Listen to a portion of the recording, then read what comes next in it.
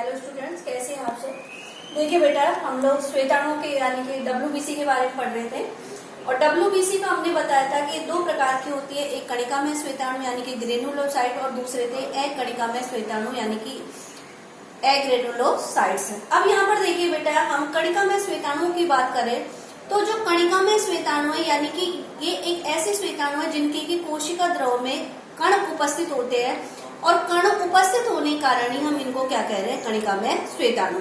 ये मुख्यतः तीन प्रकार के होते हैं, एक न्यूट्रोफिल्स है, दूसरा इओसिनोफिल है और तीसरा है बेसोफिल।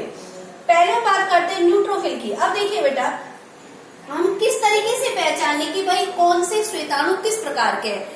तो इनको हम लोग अभिरंजकों से जब अभिरंजित करते हैं तो उसी आधार पर इनको हम लोग पता लगाते हैं कि भाई जो श्वेताणु है ये न्यूट्रोफिल है, इओसिनोफिल है या बेसोफिल है।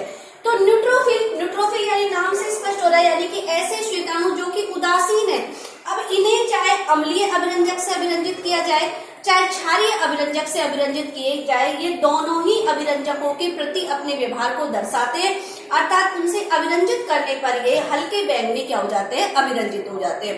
तो इस कारण से इन्हें हम क्या कहते हैं, उदासीन रंजी भी कहते हैं। इन श्वेताणु के जो कोशिका द्रव है उसके अंदर जो कण पाए जाते हैं, बहुत छोटे छोटे कण क्या होते हैं, उपस्थित होते हैं।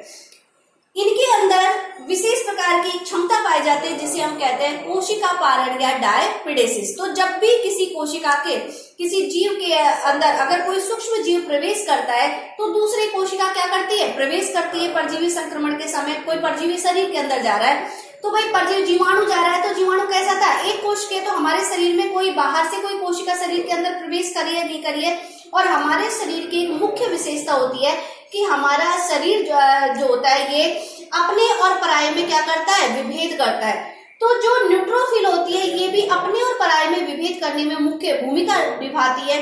तो इनके अंदर कौन सी क्षमता पाई जाती है, कोशिका पारण की। अब देखिए बेटा, कोशिका पारण क्या है कि ये जो श्वेताणु होते हैं या जो ये कोशिकाएं होती है ये कोशिकाओं की भित्ति के आर पार जा सकती है, यानी कि कोशिका से क्या करते हैं, बाहर जा सकते हैं, परजीवी को क्या कर सकते हैं, नष्ट कर सकते हैं। तो ये इनके अंदर विशेष क्षमता कौन सी पाई जा रही है, कोशिका पारण की, यानी कि ये कोशिका भित्ति के कहाँ जा सकते हैं, आर पार भी जा सकते हैं। अगर कुल श्वेताणुओं की बात करें कि भाई ये कुल श्वेताणु का कितना % भाग बनाते हैं, तो ये कुल श्वेताणु का कितना % भाग बना रहे हैं, 62% भाग बनाते हैं। सेकंड बात करते हैं इओसिनोफिल की। अब देखिए बेटा, इओसिनोफिल क्या है। इओसिनोफिल यानी कि ऐसी श्वेताणु जिनको कि अगर अम्लीय अभिरंजक से अभिरंजित किया जाए तो ये लाल गुलाबी रंग से क्या हो जाते हैं, अभिरंजित हो जाते हैं। तो यहाँ जो अभिरंजक काम में लिया जा रहा है उसका नाम है इओसिन। तो यहाँ पर यदि इन्हें इओसिन अभिरंजक से अभिरंजित किया जाता है, कौन से अभिरंजक से अभिरंजित कर रहे हैं, इओसिन से। तो यदि इन्हें इओसिन अभिरंजक से अभिरंजित किया जाता है तो ये किस तरीके से अभिरंजित हो जाते हैं, लाल गुलाबी रंग में क्या हो जाते हैं, अभिरंजित हो जाते हैं। यहाँ इनके कोशिका द्रव की बात करें तो इनके कोशिका द्रव में समान आकार के बड़े कण पाए जाते हैं। न्यूट्रोफिल में सूक्ष्म कण पाए जा रहे थे, जबकि इनमें कैसे पाए जा रहे हैं, बड़े कण पाए जा रहे हैं। इनके अगर केंद्रक की बात करें तो केंद्रक द्विपिंड की होता है, यानी केंद्रक कितने पिंडों से बना हुआ था, 2 पिंडों से। जबकि यहाँ पर जो न्यूट्रोफिल है इनका जो केंद्रक होता है ये बहुपिंड की होता है, यानी कि ये लगभग 7 पिंड की संरचना क्या होता है, उपस्थित होता है। इन श्वेताणुओं में एंटाहिस्टामिनिक गुण पाया जाता है। एंटाहिस्टामिनिक गुण क्या है बेटा, कि जब परजीवी संक्रमण हो जाता है या शरीर के अंदर एलर्जी संक्रमण हो जाता है, एलर्जी हो जाती है, तो उस स्थिति में इनकी संख्या क्या हो जाती है, बढ़ जाती है। और संख्या बढ़ने पर ये क्या करते हैं, परजीवी को नष्ट करने में मुख्य भूमिका को क्या करते हैं, निभाते हैं। तो इन श्वेताणुओं में जो गुण पाया जा रहा है वो कौन सा पाया जा रहा है, एंटीहिस्टामिनिक गुण पाया जाता है। लेकिन इनमें अगर हम कोशिका पारण की बात करें या कोशिका भक्षण की बात करें तो वो क्षमता इनके अंदर बहुत कम पाई जाती है। ये कुल श्वेताणुओं की संख्या का लगभग 2.5% भाग बनाते हैं। कुल श्वेताणुओं की संख्या का लगभग कितने % भाग बना रहे हैं, लगभग 2.5%। नेक्स्ट थर्ड आता है बेसोफिल। बेसोफिल क्या है, देखिए बेटा, न्यूट्रोफिल यानी कि इन्हें अम्लीय से कर रहे थे तो भी अभिरंजित हो रहे थे, क्षारीय से कर रहे थे तब भी अभिरंजित हो रहे थे। इओसिनोफिल कौन से थे, जिन्हें की अम्लीय अभिरंजक से अभिरंजित कर रहे थे तो किस तरीके से अभिरंजित हो रहे थे, लाल गुलाबी रंग में। बेसोफिल होते हैं, ये इन्हें क्षारीय अभिरंजक से अभिरंजित करते हैं, तो फिर ये क्या करते हैं, अपना प्रतिक्रिया दर्शाते हैं। यानी कि ये क्षारीय अभिरंजक जैसे कि मिथाइलिन ब्लू है, तो उससे जब इन्हें अभिरंजित किया जाता है तो ये गहरे नीले रंग में क्या हो जाते हैं, अभिरंजित हो जाते हैं। इनका जो केंद्रक होता है वो 2 से 3 पिंड की होता है। केंद्रक कितने पिंड की होता है, 2 से 3 पिंड की है।